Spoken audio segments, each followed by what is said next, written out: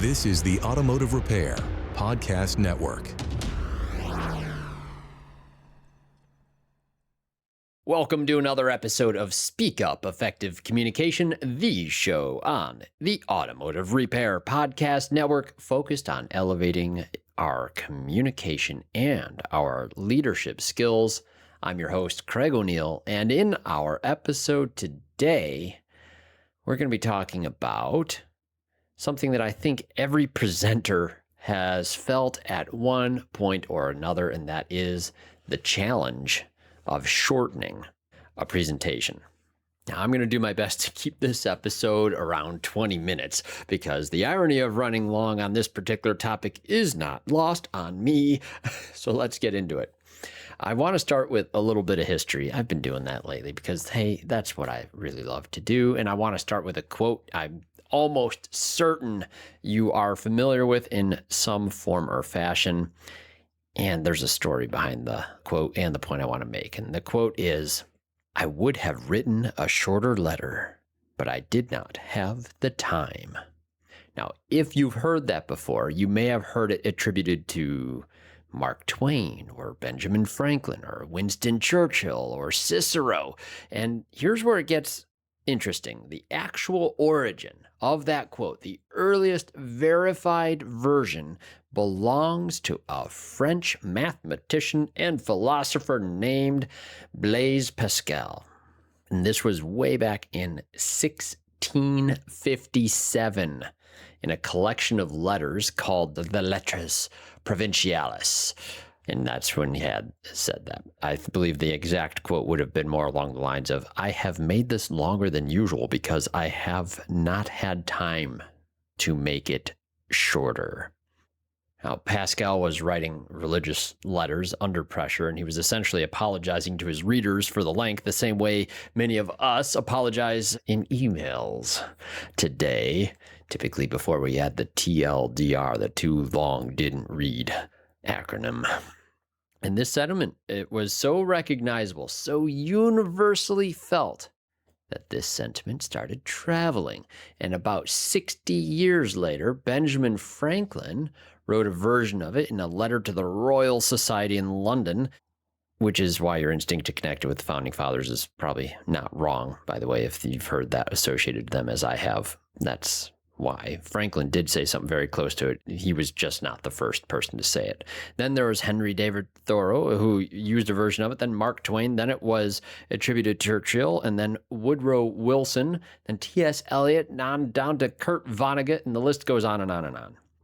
The fact is, researchers who have tried to trace this quote back to a single definitive source found over a dozen claimed authors. Nobody could agree on the short version of who said it. And I love that. I love that the quote about brevity became one of the most bloated attribution debates in literary history. It almost proves itself because of this. And here's why I spent about 5 minutes here on this before we even talked about anything else, is the problem of keeping things short has been around for a very long time. Pascal struggled with it in 1657. Franklin struggled with it. Thoreau struggled with it. Twain struggled with it. Some of the most disciplined, most brilliant minds in the last 400 years sat down to write or to speak and looked up and thought, this is too long and I'm not sure how to fix it. And I love this blip from, it was U.S. President Woodrow Wilson. He was asked once about the time that he would spend preparing speeches, and his response was actually in line with this exact problem that I'm highlighting today. Wilson said, "Well, that depends on the length of the speech. If it is a 10-minute speech, it takes me all of 2 weeks to prepare it. If it is a half-hour speech, it takes me a week. If I can talk as long as I want, it requires no preparation at all. I'm ready now." And I love that. Like 2 weeks is how long you would need for a 10-minute short little speech. If it's a half-hour speech, it'll take him only a week. Wait, this is going like the wrong direction in time. A half-hour speech, only a week. 10 minutes, 2 weeks. Look, this is absolutely a universal. Anyone has felt it. I would argue that in our industry, in automotive repair, even service advisors understand trying to shorten a lengthy estimate and make it bite-sized and digestible for clients is a very challenging thing, but we must try, and we must be able to give it to them in the full context that we can. If you're one of those and you're just like, oh yeah, I've definitely felt this. You might be thinking about a presentation that's too long, or a class you need to trim down, or a breakout session that got shortened on your last minute of awareness for it. You're in very good company. The struggle is real. History is loaded with people who have experienced it, so you too can just plan on this being something that you're going to have to work in. In fact, since it's so universal, hey, short presentations, you can take some pride in knowing that they take longer to craft and they'll take more of your time. Now, we have a word of the day, as we do in each episode. So before I get into the strategies here, I want to give you today's word, and the word is laconic. Laconic, L-A-C-O-N-I-C, laconic. And we will define that word for you after we hear a brief word from our sponsors who make this show possible.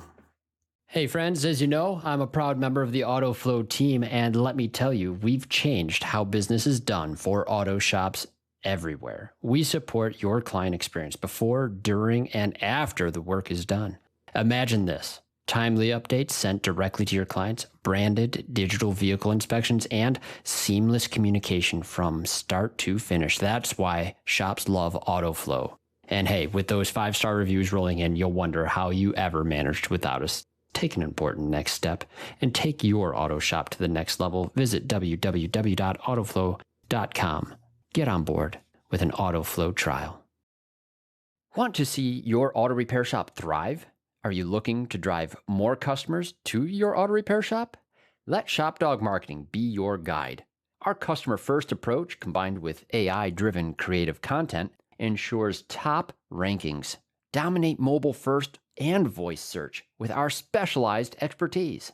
Reach out to ShopDog Marketing today and start growing your business. Don't miss out on this chance to boost your business. Visit shopdogmarketing.com. Inbound has exclusively served independent auto repair shops with expert communication solutions for years. Our robust VoIP platform ensures you stay connected while our industry-leading AI analytics take your business to the next level. We provide the tools you need to understand your customers and optimize every interaction. Choose Inbound for proven expertise and unmatched innovation. Visit callinbound.com and discover the difference we can make. What if you knew exactly what to say to the price shopper, the upset customer, the person who says they cannot afford it? Every day, service advisors lose customers not because of bad service, but because of the wrong words at the wrong moment. Words That Work is a free phone scripts playbook built for auto service professionals. Every script includes the reasoning behind it, so you understand not just what to say, but why it works. Grab your free copy at serviceadvisortraining.com. All right, we're back. The word of the day is laconic, and that is an adjective meaning using very few words to express something. Brief and to the point. Laconic. Here it is in a sentence. The most memorable people are often the most laconic. Not because they have less to say, but because they have done the hard work of deciding what matters most. Now, the etymology of this word, I think, is fun. We're going down another history rabbit trail. I'm perfectly aware of it, but you're going to enjoy this one too. Laconic comes from Greek lakonikos. I'm probably pronouncing it wrong. I don't speak Greek, but the meaning of that is relating to Laconia, and that's the region in ancient Greece that was home to the feared Spartans. The Spartans were legendary for their clipped, direct speech. They did not waste words. And the most famous example of this is when Philip of Macedon, Alexander the Great's father, sent a threatening message to Sparta saying, "If I enter Laconia, I will raze Sparta to the ground." And the Spartans sent back a single word, if. I love it. That is laconic. And that is what we are working toward today. And another cool thing on this word, if you look up Spartan on the Webster Dictionary, definition of, they have A, B, and C definition on it. Definition C would read simply as laconic. The words are pretty much synonyms in that regard. So a short speech of few words might also appropriately be labeled Spartan. And you've heard that term and you think of it has not a lot to it. Although, yeah, there's a lot to having a short speech. So here we go. Now let's go into our main segment here where we talk about some of the strategies that I've been wrestling with myself for shortening a presentation.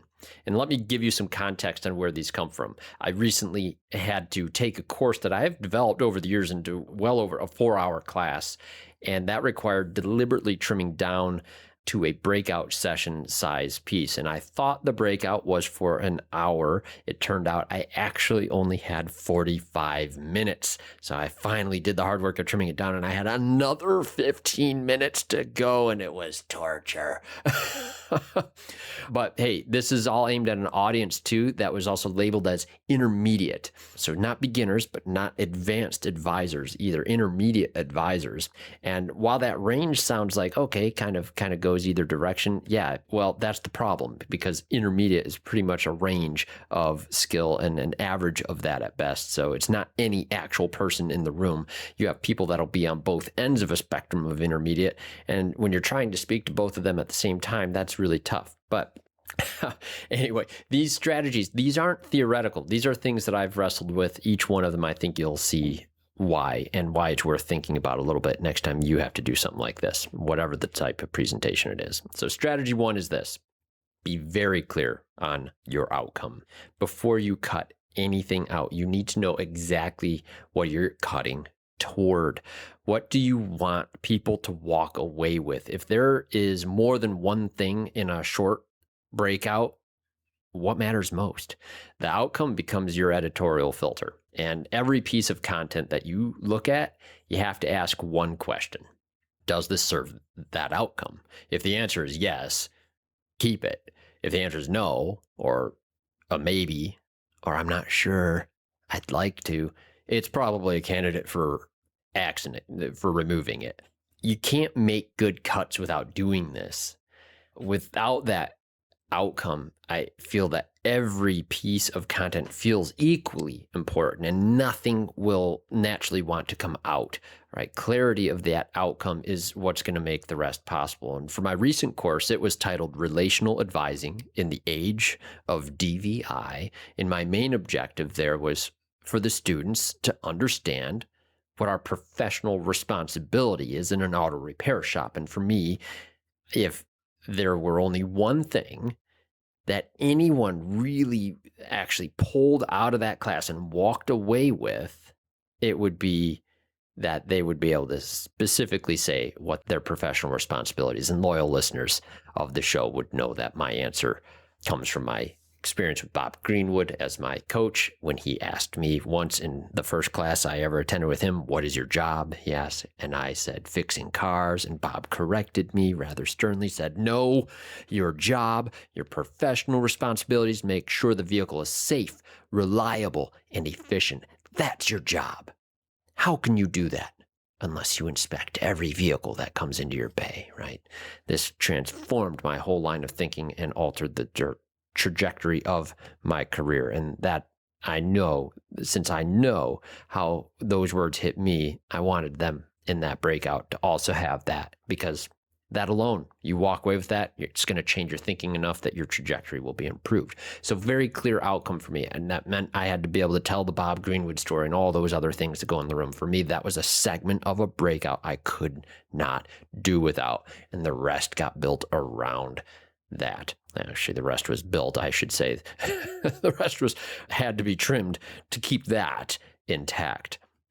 So that's the first thing. The first thing, again, was to be very clear on your outcome. And strategy two is this: leave them hungry. In a short presentation, you can leave them hungry and then have a plan to sustain them. added to this. So it's the same piece here.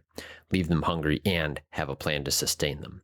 Once you know what you want your outcome to be, you can be content with that place. That you are safe to leave your audience a little hungry as long as you gave them that. In fact, that's a good sign when you're just doing a breakout as opposed to a full length course.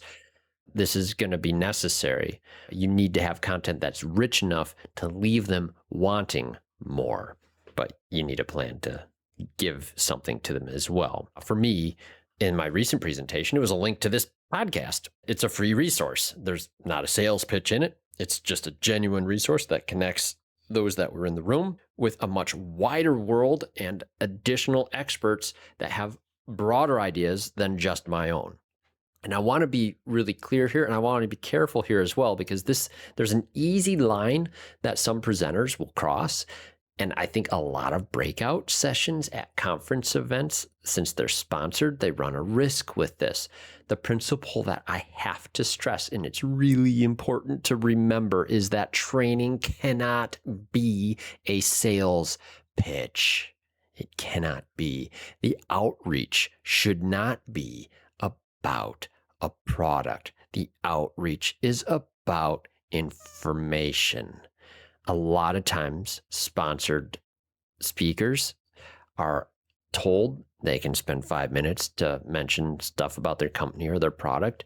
I haven't ever spent 5 minutes on that in a presentation that I can remember in my career. My name and my email are there, and people can reach out to me. And if through genuine conversation there turns into opportunity, that's great. But the point of training is training. The outreach is about information. Right? The line gets crossed all the time. And when the whole session becomes a sales pitch wearing the costume of education, your audience is going to feel that. And once they feel that, you've lost them, not just for that reason, but potentially for good. And very few speakers do find the right balance here. But the ones who do lead with genuine value first and every time, I'm going to say this. My measure on this is really very simple. If what I teach is only possible in the product I represent, and isn't applicable to all comers, then it isn't a course, it's a demo, right? To me, this is an integrity matter, and I'll probably have to do a topic on this down the line. It deserves its own thing. If I go too far in the weeds on this, I'm sorry. I would trim this out or ask my editor to. But for right now, let me lay out what I do not consider a resource, and that is my slide deck. There is one question, and I get this all the time, and I just wish this would never be a thing. Can you share your slides? Please don't ask this. Please don't ask this. Please don't offer this if you're a presenter. Your slides, and this is a simple instructional design principle that I will die on this hill. Your slides should be useless without you. Yeah, there's a couple good ones that people might just want because there's a really valuable graphic on that. I get it. But look, I guess I would have to summarize it. Why is this wrong? Slides, as I've said, should be useless without the presentation. But look, in my most recent presentation, let me put it this way. There was no workbook from the venue. They weren't doing any of the printing or anything else. And it's a pretty substantial cost. And it's not something I typically managed where I have the whole workbooks and then travel with them and everything else. For a small breakout especially, I didn't print one for the most recent one. But I wish I would have done a single page front and back handout, but I didn't in this particular case. I did invite people to have my email, and I shared corresponding workbook with those that reached out as well. And that's great for those who reach out, but having something actually take away with them is better. And I'll add this to this. A better way to ask a presenter, educator, teacher for additional items is not to ask for the slides. It's just that if you want more, ask them or reach out to them in the way they told you. Ask them if they have any additional documentation on the subject that they are willing to share. Leave it open-ended. Don't say slides specifically. Slides are, while easily replicated these days by AI, do have a lot of work that goes into it and are often ripped off and duplicated. So it can feel bad just pushing a deck out there. But again, it's for me a design principle. By asking if they have any additional documentation they're willing to share, that gives the presenter a lot more least a little bit more room to provide you with some additional resources without the constraints of strong prejudice for instructional design and presentation principles. So hopefully you agree with me on that one here. The whole idea there, again, leaving them hungry, but having a plan to sustain them. Strategy number 3 here. This is where we get into the harder work of it here. This is release the good for the essential. Release the good for the essential. And there's a phrase, and I learned this way back in early college years. I want to say it was a creative writing class that I heard this the first time, and I absolutely hated this. You'll hear writers talk about this, journalists too, when they have to cut content that they love. The phrase is super cringy. What they say is, kill your darlings. Yeah.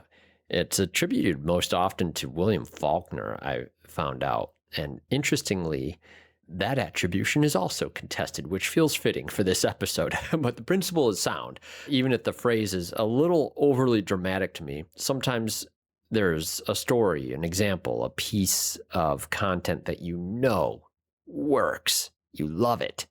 You've used it before, but due to time constraints, it has to be removed. I want to offer the reframe for this statement. Instead of kill your darlings, just use that reframe that I introduced this subject with, release the good for the essential, because that's what's happening. The content you're cutting is not bad, and it also doesn't need to be associated with a phrase that sounds like homicide. So trimming good content can be good. You're trimming something that is competing with content that's more important given the constraints that you're working with. You're not destroying it. You're making a choice about what the room needs right now. So coupled with my previous point, I think a well-designed handout or worksheet gives the good things that you're cutting out of the main presentation somewhere else to live. The content that you release from the presentation does not have to disappear. It can live on a page, a simple front and back, fill in the blank worksheet, something that outlines the key objectives, something that gives people a place to take notes. It does 2 things at once in that case. It holds the depth that the clock will not allow, and it tells your audience that you thought about their experience before you walked in the room. A lot more prep time, again, goes into making sure these things are possible, but that's why it's harder to do a short presentation. Anyway, I think that's a great way to do more without attempting to squeeze too much into the presentation. And that is a very different message than what I recently did, which was a QR code that says, here's a link, good luck. A few people follow the link. Many do not. The worksheet, that's something that I like a lot better. It's already in their hands, something tangible. Something tangible. Okay, strategy 4, design for dialogue. When time is tight, it can seem like engagement could maybe be optional. Like it's a thing you will get to if there's time. Perhaps you can cut the Q&A, skip the show of hands, just keep moving. That instinct is exactly backwards. Although it is kind of instinctual, you'll have a tendency towards it if you're anything like me. But the principle is this: do not eliminate engagement to make room for content. Eliminate content to make room for engagement. And while engagement can never be forced, it also doesn't just happen. It should always be designed into the presentation. If you don't have a planned moment with a clear opportunity for dialogue, you will probably rush right over it. The time will be gone before you realize it. So often this is the case. This is absolutely the hardest piece of all if you're doing a short presentation. And I felt this myself in my most recent case. There were moments, I recall them very clearly, where dialogue was starting to open up. People were starting to share some ideas, and almost on the edge of where like too much crosstalk can go, and it can be hard to reel it back in quickly here. But it was exactly the kind of conversation I wanted. And I had to move on at the same time.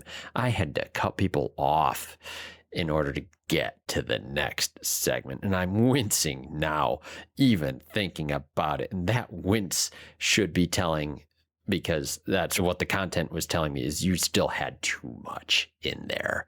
And I had some planned engagement too, and that worked well, but I put more pressure than I should have on getting through things. And I know I move fast when I am like that. It has been a consistent thing my friends in Toastmasters have tried to help correct. I keep wanting to have too much to say in short speech times.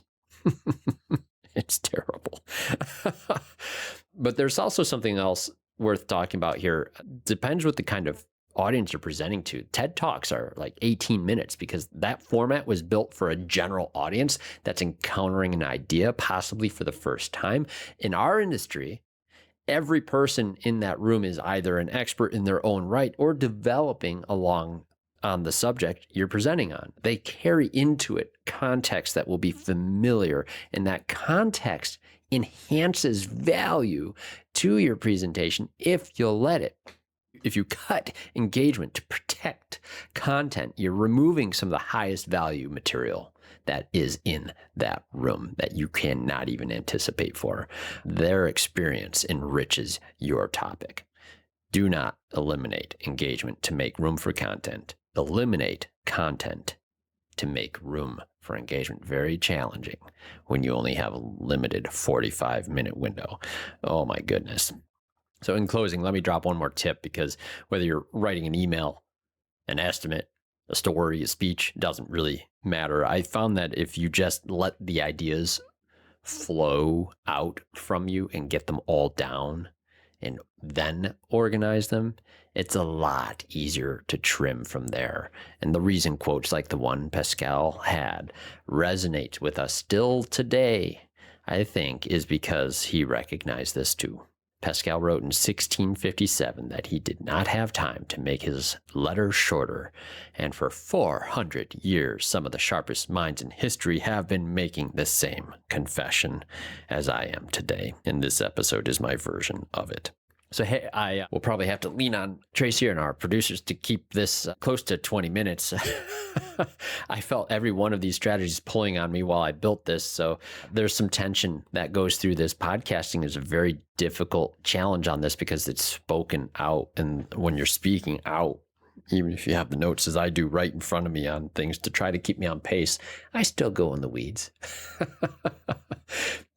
Hey, I'm sure a lot of you have felt the same sort of thing, but hey, if Pascal struggled with it and Franklin struggled with this and you're struggling with this, it's not a failure. Not at all. This is the work. This is the work. And that is what it costs to be laconic, to be Spartan. So thanks for spending the time with me today on Speak Up Effective Communication. I hope this was useful, and I hope your next presentation can be just a little bit shorter for it. And I do appreciate hearing from you on anything that helps. Go ahead and write me a long email. I don't care. Just put your heart out there on any suggestions or topics you'd like to hear us discuss on the show that will help you on your communication journey. You can email me here at speakup@craigoneil.net. O'Neill is Oneill. And remember, listen up on the app to all the shows on the Automotive Repair Podcast Network. Now you can go to arpn.app and you can download the app right from there. An easy URL if there ever was. And remember, please listen up to those shows. Remarkable Results Radio with Carm Capriato, Diagnosing the Aftermarket A through Z with Matt Fonslow, Business by the Numbers with Hunt Demarest, the Auto Repair Marketing Podcast with Brian and Kim Walker, the Weekly Blitz with Coach Chris Cotton. And once again, thank you so much to our sponsors, AutoFlow, Shop Dog Marketing, Call Inbound, and ServiceAdvisorTraining.com. Thank you, our listeners, for joining us today. Now get out there, listen up, speak up, and shorten up. See you next time. You've been listening to Speak Up Effective Communication with Craig O'Neill on the Automotive Repair Podcast Network. Download our exclusive podcast app at automotiverepairpodcastnetwork.com because the best conversations in the industry start here. Check the show notes for Craig's YouTube channel and email. Let him know what topics you'd like him to speak up about. Yeah.